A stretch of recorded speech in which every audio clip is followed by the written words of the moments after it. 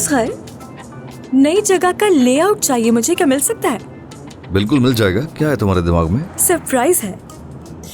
मेरे जहन में बहुत सारे आइडियाज हैं ग्रैंड ओपनिंग के लिए। खुल के कहो।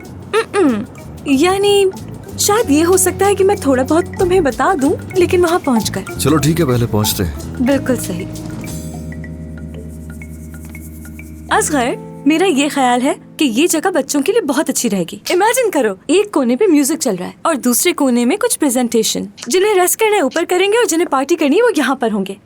और साथ साथ एलिवेटर के लिए भी बहुत अच्छे प्लान्स हैं मेरे। देखो, हर 40 मिनट पर लिफ्ट का दरवाजा खुलेगा और वहाँ से डांसर्स निकलेंगे। क्या अभी ऊपर चला है? बिल्कुल नहीं। तुम मुझे सीरियसली क्यों नहीं ले रहे हो? मुझे ऐसा क्यों लग रहा है कि मैं जो कुछ भी कह रही हूँ तुम सुन ही नहीं रहे हो। मैं बहुत प्रोफेशनल ऑर्गेनाइजर। मैं इस्तांबुल का सबसे सीरियस पर्सन हूँ और तुम्हें शायद अंदाजा नहीं इस बात का। तुम कभी भी सीरियस नहीं थे, झूठ नहीं बोलो। लेकिन मैं थी और तुमने मुझे छोड़ दिया था।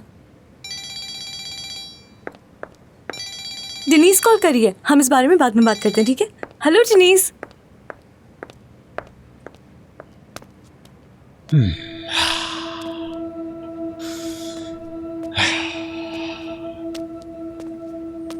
Cousin cousin cousin cousin cousin cousin, कैसे हो कजन? क्या वजह इतनी उछलने की? क्यों आए हो यहाँ? रुको, मैं झगड़ा नहीं चाहता। तुम सबसे पहले पुरसुकून हो जाओ। तुम्हारे दिमाग में जरूर कोई ऐसी नब्ज है जो तुम्हें झगड़ा करने पर हमेशा उकसाती रहती है। तो संभालो खुद को, यानी जो कुछ हमारे दरमियान हुआ उसे सर पे सवार ना करो। हमारे दरमियान लाख इख्तलाफात हैं, लेकिन हम दोनों का खून का रिश्ता है, ये बात कभी मत भूलना। देखो, एक बार फिर पूछ रहा हूँ, दोबारा नहीं पूछूंगा। यहाँ क्यों आए हो? मैंने सुना था कि मेरा कजन नई जगह खोल रहा है, तो मैंने सोचा क्यों ना जाकर देख लिया जाए। पुरसुकून रहो, गुस्सा नहीं। ये क्या बकवास कर रहे हो? वैसे यहाँ आना तो नहीं चाहता था मैं, मगर मैंने सोचा क्यों ना ये खबर मैं तुम्हें खुद दे दूं। उस जगह की कीमत इतनी कम थी कि सिर्फ वही जगह नहीं बल्कि वो पूरी बिल्डिंग ही खरीद ली। तोलका साहब, यहाँ पर आप क्या कर रहे हैं? एज़गी साहिबा, तुम इसे कैसे जानती हो? तोलका साहब बॉस है मेरे। हैं? बॉस है। क्या बॉस? हाँ। इस हद तक असगर, तुम देखो, पुरसुकून हो जाओ। इसमें मेरी कोई गलती नहीं, मैं कुछ नहीं जानता था। पुरसुकून हो जाओ, तहम्मुल रखो कजन। कजन कहा? असगर क्या हो रहा है? वो जो केस था ना, जो सॉल्व नहीं हो रहा था, उसके पीछे भी इसी शख्स का हाथ था। मगर इतना एहसान फरामोश भी नहीं होना चाहिए तुम्हें। यानी तुम्हें उस मुश्किल से भी तो मैंने ही निकाला ना, जानते हो। तुम आज तक रुकावट क्यों बने हुए मेरे रास्ते में? क्या जरूरत थी तुम्हें जगह खरीदने की? अगर खरीद ली थी तो इसे जॉब पर रखने की क्या जरूरत थी? हर चीज जानते थे तुम। असगर, पुरसुकून हो जाओ। रुक जाओ, क्या हो गया है तुम्हें? देखो, अब तो काबू में ही रखा हुआ था खुद को मैंने, लेकिन अगर ये यहाँ से नहीं गया तो बहुत बुरा अंजाम होगा इसका। निकलो। मगर मैंने तुम्हें बताया था ना कि मैंने नहीं किया। हाँ, तो जिन कागजात में हेरा फेरी की है उनका बताता हूँ तुम्हें। रुको, तुम्हें इस तरह नहीं, मिसाल देकर समझाता हूँ। जिस जगह पर खड़े हो तुम, तो इस जगह का मालिक कोई और नहीं, मैं हूं। इंतहाई घटिया, कमजोर और कमीने इंसान हो तुम। एज़गी साहिबा, एक मिनट। कजन, ये बात मत भूलो कि तुम मेरी कोवर्कर के सामने मेरी बेइज्जती कर रहे हो। बेहतर यही होगा कि तुम आराम से बात करो जरा। क्या कर रहे हो? रुको, जानबूझकर तुमने इसे रखा। बस पुरसुकून हो जाओ, जॉब छोड़ दूंगी मैं, ठीक है? इसके ये तो सवाल ही पैदा नहीं होता। तुम जॉब छोड़ दोगी, ये तो वाज़ेह है।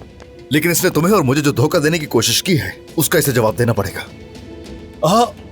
एज़गी तुम्हारी खास दोस्त है। अब समझा, सब कुछ समझ में आ गया। तो ये बात थी। इतना ड्रामा करने की जरूरत नहीं है मेरे सामने, सुनो। रुको, पहले पुरसुकून हो जाओ, बताता हूं। एक मिनट।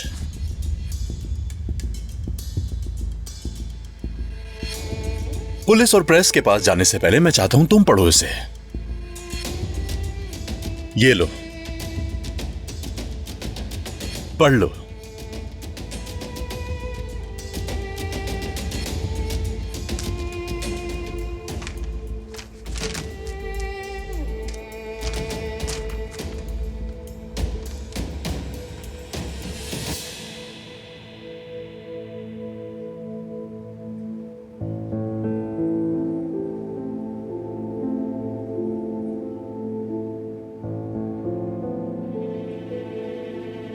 किस किस्म की बकवास है ये? अच्छा, बकवास बकवास नहीं, सच है ये।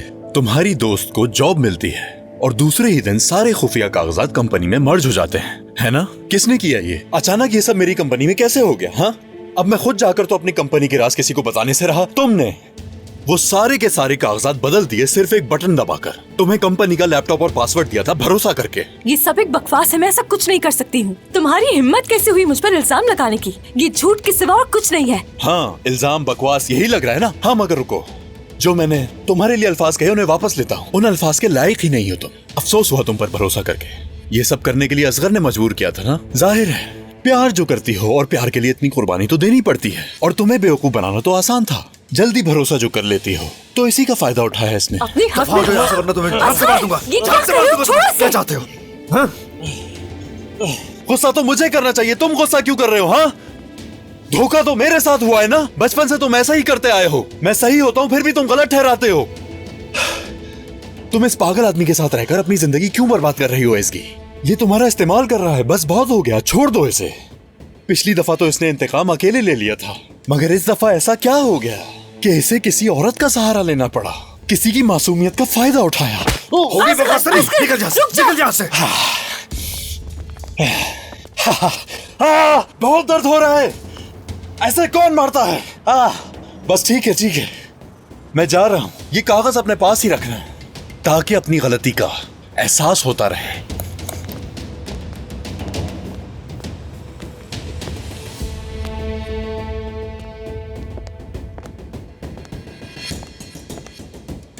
तुम ठीक हो?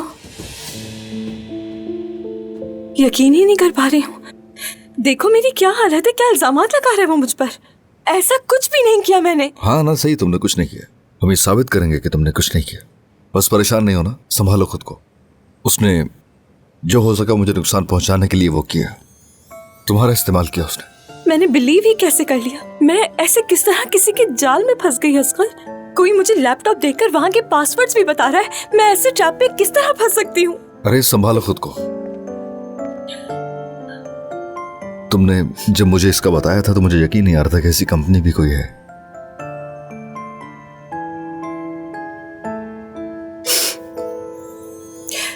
यहाँ से चलते हैं, दम घुट रहा है मेरा यहाँ पर। ठीक है, लेकिन तुम्हारी आंसू नहीं देखना चाहता मैं। ठीक है, आ जाओ।